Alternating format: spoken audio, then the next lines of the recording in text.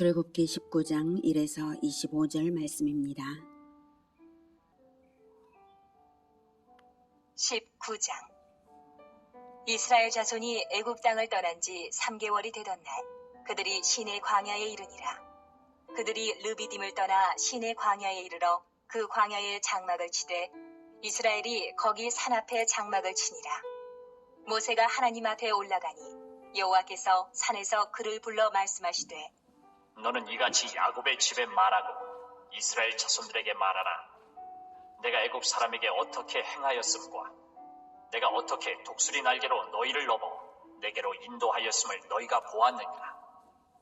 세계가 다 내게 속하였나니 너희가 내 말을 잘 듣고 내 언약을 지키면 너희는 모든 민족 중에서 내 소유가 되겠고 너희가 내게 대하여 제사장 나라가 되며 거룩한 백성이 되리라. 너는 이 말을 이스라엘 자손에게 전할지니라. 모세가 내려와서 백성의 장로들을 불러 여호와께서 자기에게 명령하신 그 모든 말씀을 그들 앞에 진술하니 백성이 일제히 응답하여 이르되 여호와께서 명령하신 대로 우리가 다 행하리이다.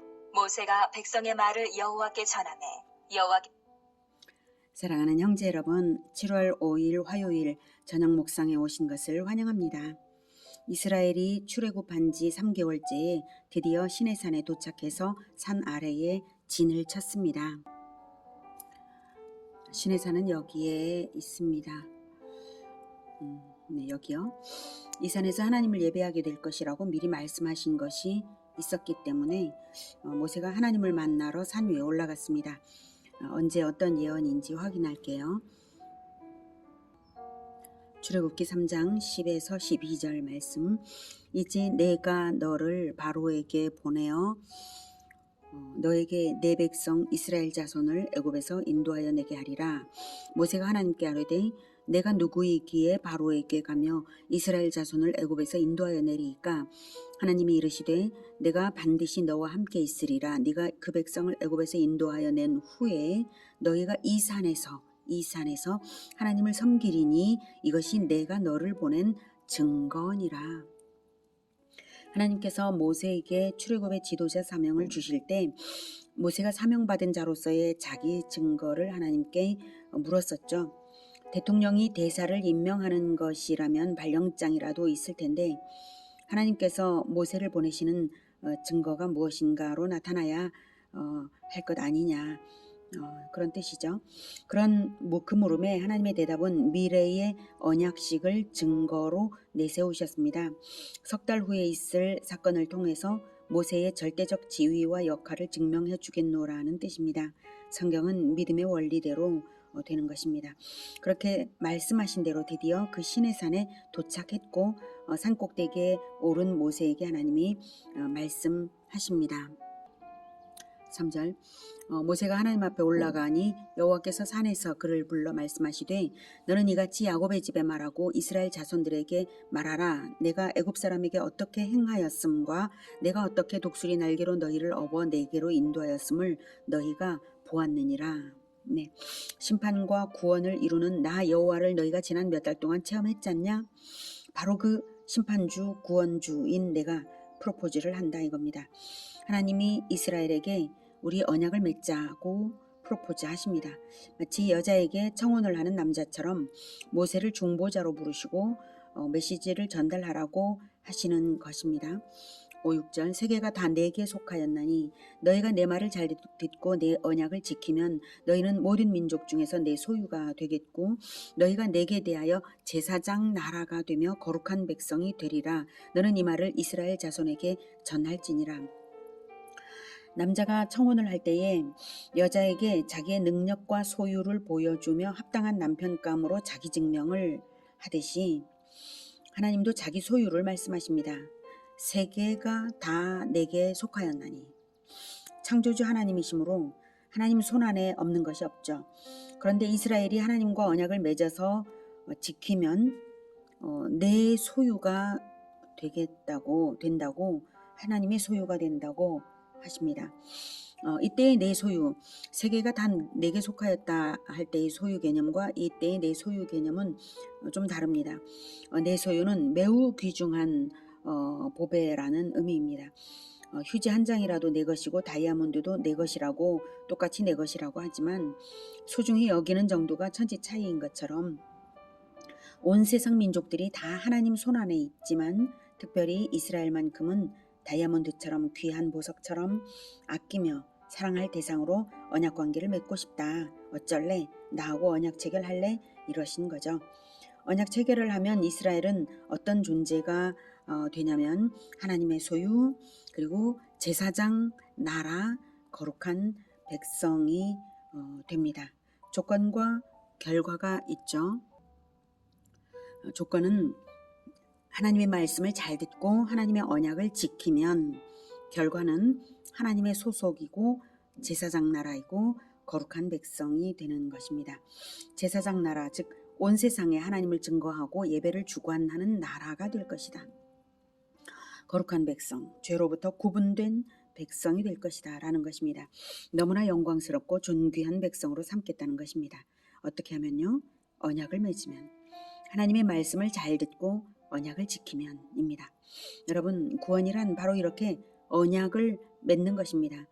여러분이 예수님을 왕으로 영접하셨다면 예수님과 언약을 맺은 것입니다. 예수님은 하나님 아버지와 처음부터 언약을 맺어서 왕으로 보내심 받았고요. 내가 예수님을 왕으로 영접했다면 나는 예수님 백성으로 예수님 소속이 되니 언약 안으로 들어온 것입니다. 이것을 베드로전서가 이렇게 말합니다. 베드로전서 2장 9에서 10절. 그러나 너희는 택하신 족속이요 왕같은 제사장들이요 거룩한 나라요 그의 소유가 된 백성이니 이는 너희를 어두운 데서 불러내어 그의 기이한 빛에 들어가게 하신 이의 아름다운 덕을 선포하게 하려 하심이라. 너희가 전에는 백성이 아니더니 이제는 하나님의 백성이요 전에는 긍휼을 얻지 못하였더니 이제는 긍휼을 얻은 자니라. 유일하게 이스라엘만 택하신 족속이었죠. 그런데 그들은 그리스도를 버림으로써 육신적 혈통은 언약적으로 무의미해졌습니다. 이제는 믿음으로 언약을 받아 예수님을 왕으로 영접하는 자들이 새로운 영적 계통이 시작이 되었습니다. 이렇게 구원은 언약 관계가 되는 것이고 그 언약에 따른 계명을 지키는 것이 구원의 근거입니다. 하나님의 말씀을 잘 듣고 하나님의 언약을 지키면 하나님의 소속이요 왕같은 제사장들이요 거룩한 나라인 것입니다. 구원의 본질이 언약관계라는 점은 마치 결혼관계에 견줄 수 있습니다. 하나님과 백성의 관계성이 구원입니다. 관계성이 구원입니다. 부부가 서로에 대한 신의를 지켜서 결혼 관계가 유지되는 한 가정적인 행복을 누릴 수 있는 것과 같습니다. 관계성이 구원입니다. 자, 그래서 하나님은 남자의 청혼처럼 프로포즈를 하시는 것입니다. 남자가 청혼에 이르기까지는 교제를 먼저 하죠. 도움도 주고 선물도 주고 친절도 베풀면서 호감을 얻고 나서 결코 거절할 수 없을 그때에 비로소 청혼을 하듯이 하나님도 그렇게 이스라엘에게 먼저는 무조건적 사랑을 베푸신 것을 기억시킵니다. 4절. 내가 애굽 사람에게 어떻게 행하였음과 내가 어떻게 독수리 날개로 너희를 업어 내게로 인도하였음을 너희가 보았느니라. 네. 애굽 사람에게 어떻게 행하였는지는 이스라엘이 열재앙, 홍해 체험으로 다 알죠. 그것을 보면 하나님의 능력과 하나님의 심판주 되심과 하나님이 이스라엘을 선택하시고 사랑하시고 보호하심을 다 알 수가 있죠. 독수리 날개로 너희를 업었다는 것은 독수리가 자기 새끼들을 훈련시키며 보호하듯이 이스라엘을 인도하셨다는 것입니다. 독수리가 새끼들에게 날기 훈련을 시킬 때에 높은 곳에서 떨어뜨려 놓고는요. 자기가 먼저 쏜살같이 내려가서 날지 못하는 어린 새끼가 땅에 떨어지기 직전에 어미가 날개로 받아업어서 올라옵니다. 그런 훈련을 거쳐서 새끼 독수리는 날기를 배워서 성장합니다. 정말 이스라엘도 출애굽부터 지금까지 하나님이 그렇게 어미 독수리처럼 자기 자녀 이스라엘을 보호하시며 날마다 성장시키시며 여기까지 왔죠. 그러니 이스라엘이 하나님의 제안을 오케이 하겠습니까? 안 하겠습니까? 모세가 내려와서 백성의 모든 장로들을 모아서 전달하니까 일제히 대답합니다. 여호와께서 명령하신 대로 우리가 다 행하리이다. 그렇다면 이제까지 이스라엘은 하나님의 백성이 아니었는가 하면 남녀가 약혼만 하고 아직 결혼식을 안 올린 때에도 내 여자라고 말하며 보호하듯이 하나님은 이스라엘을 아브라함 때부터 선택해서 내 백성이라고 하셨지만 정식으로는 언약식을 안 하셨던 것이죠. 이 언약식을 해야 그리스도가 성육신 하실 직계 혈통으로 되고 계약서와도 같은 십계명을 주실 것입니다. 모세가 다시 올라가서 백성의 말을 여호와께 전했습니다. 이제 오케이가 되었으니 그럼 무엇을 해야 합니까?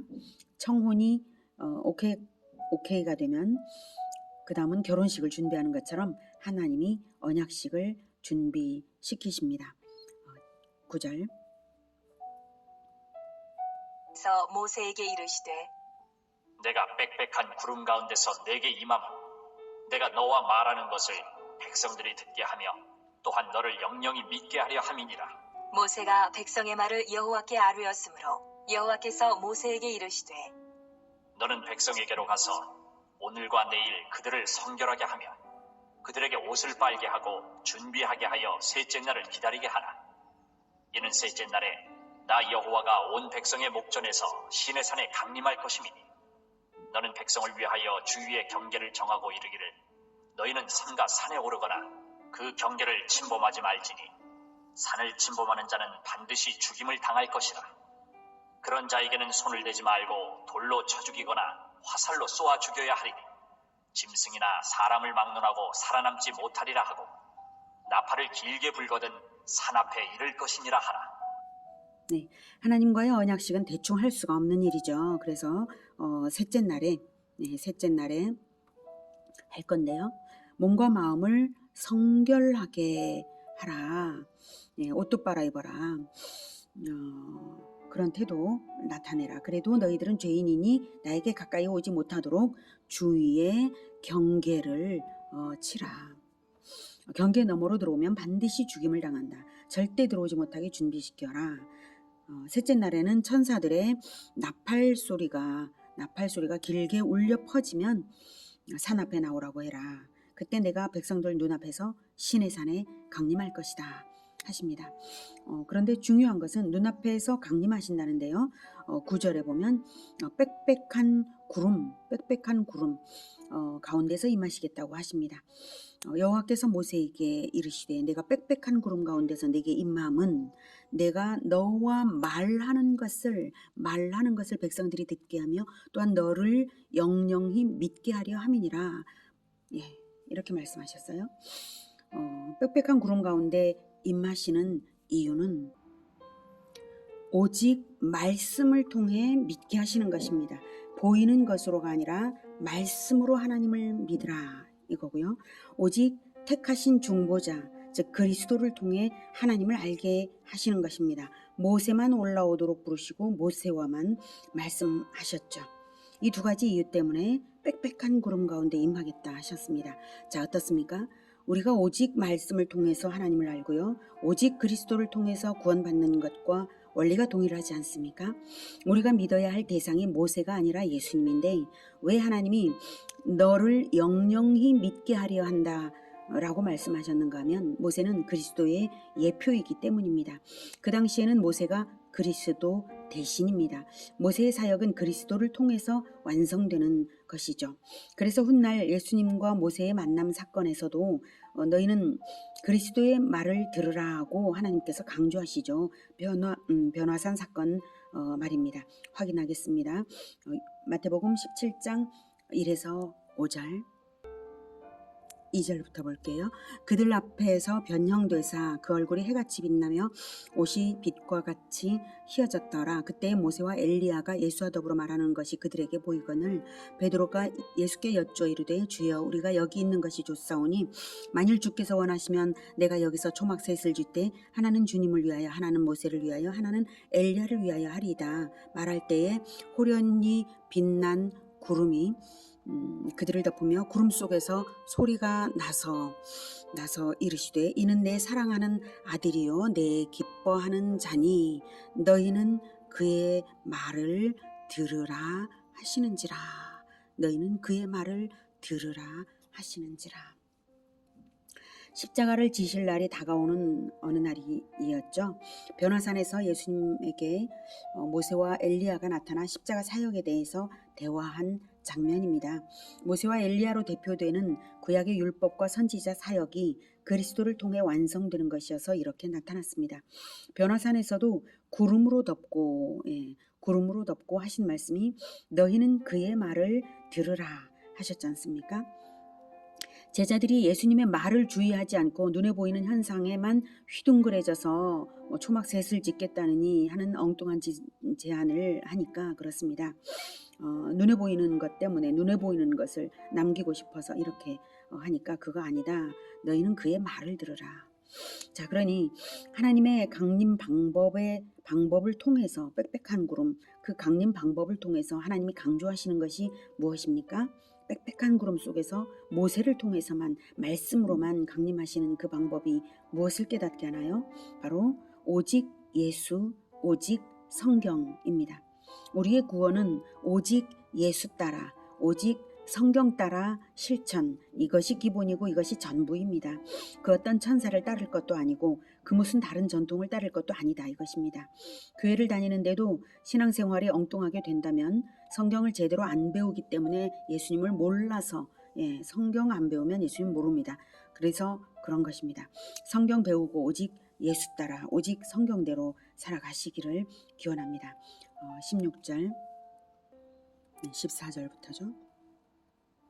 여호와에게 가까이 하는 제사장들에게 그 몸을 성결히 하게 하라.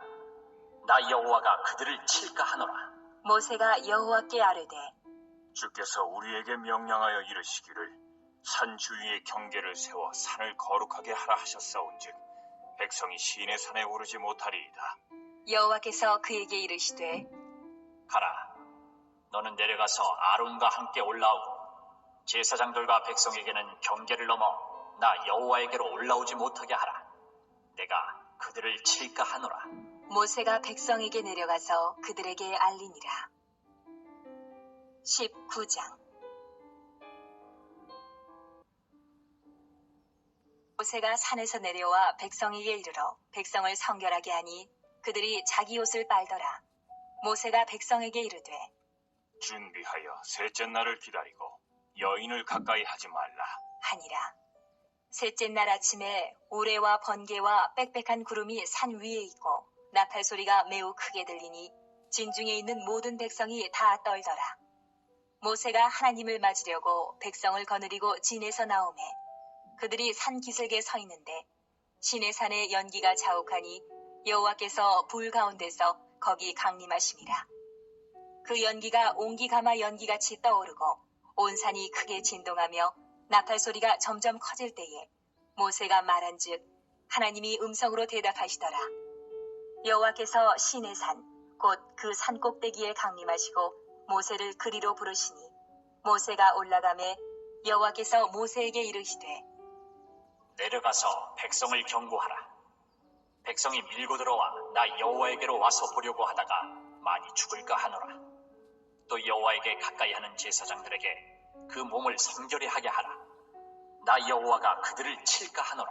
모세가 여호와께 아뢰되 주께서 우리에게 명령하여 이르시기를 산 주위에 경계를 세워 산을 거룩하게 하라 하셨사온즉 백성이 시내 산에 오르지 못하리이다. 여호와께서 그에게 이르시되 가라.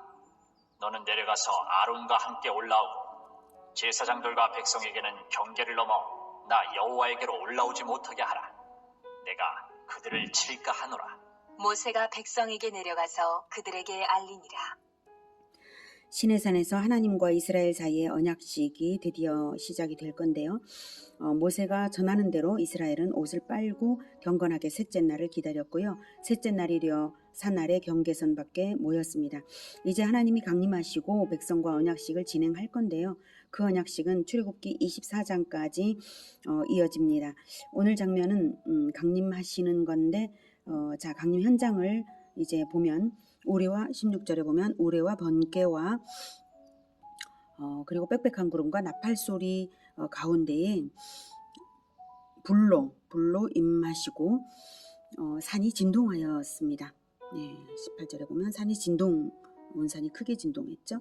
그리고 나팔 소리는 눈에 안 보이지만 천사들의 나팔 소리였을 것이고요. 그리고 모세가 말하면 하나님께서 음성으로 대답을 하셨습니다. 인상적인 것은 하나님의 반복적인 명령인데요. 21절에 보면 와서 보려고 하다가 많이 죽을까 하노라 이렇게 하셨고, 또 24절에도 올라오지 못하게 하라, 내가 그들을 칠까 하노라 이렇게 하셨습니다. 하나님은 시내산에 강림하셨을 때에 모세를 다시 부르시고 반복적인 명령으로 백성들이 하나님을 보려고 경계 너머로 밀고 들어오는 일이 없게 하라고 하십니다. 주인들은 하나님을 볼 수 없기 때문입니다. 아마도 호기심으로 하나님의 현현을 눈으로 보려는 사람들이 많았을 것입니다. 하지만 죄인의 눈으로 하나님을 알 수 없습니다. 오직 말씀으로. 오직 말씀으로만 하나님을 알게 하시는 것입니다.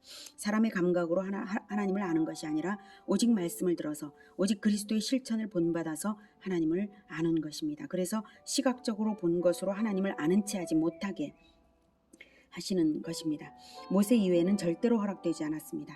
그리스도의 실천 원리를 통해서만 하나님을 아는 길이 허락된 것이지 그 어떤 다른 인생살이로는 하나님을 알 수 없다는 것을 암시합니다. 아론과 함께 올라오라는 것은 구원의 통로가 둘이라는 뜻이 아닙니다. 모세가 대표이지만 아론은 대제사장의 직분이므로 그리하신 것이고요.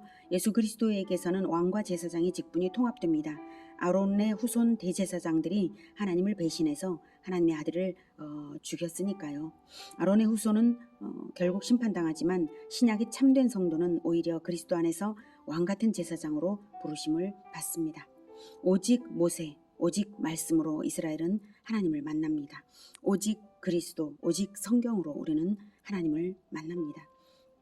이스라엘 백성에게는 빽빽한 구름에 숨기신 그 하나님을 우리는 이 성경에서 얼마든지 그리스도를 만날 수 있습니다. 이스라엘 백성에게는 마침내 인생으로 보여주셨는데도 불구하고 그리스도를 죽여버렸는데 그 그리스도 예수님의 삶을 성경에 남겨주셨습니다. 하나님이 자기 자신을 완전히 열어 보여주신 것입니다. 이 성경에서요. 그러니 성경 읽으십시오. 성경을 배우고 가르치기를 계속하고 구약과 신약에서 그리스도를 만나는 것이 우리의 생명입니다. 성경에서 그리스도 예수님을 만나는 기쁨이 충만하시기를 기원합니다. 기도하겠습니다. 하나님, 우리에게 온전한 진리를 인생으로 보여주시는 그리스도를 주시니 감사합니다. 성경의 그리스도를 온전히 보여주시니 정말로 감사합니다. 우리는 시내산에 불로 임재하시는 하나님을 만나지 않지만 성경을 통해서 그리스도를 만나게 하시니 우리가 오직 성경으로 오직 그리스도의 삶을 본받아 따르면서 하나님을 아는 백성이 되겠습니다. 늘 하나님과 그리스도를 통하여 성경을 통하여 교제할 수 있도록 우리를 성령으로 충만케 하시고 늘 우리를 만나 주시옵소서. 예수님의 이름으로 기도드립니다. 아멘. 이어지는 시간은 개인 기도 시간입니다.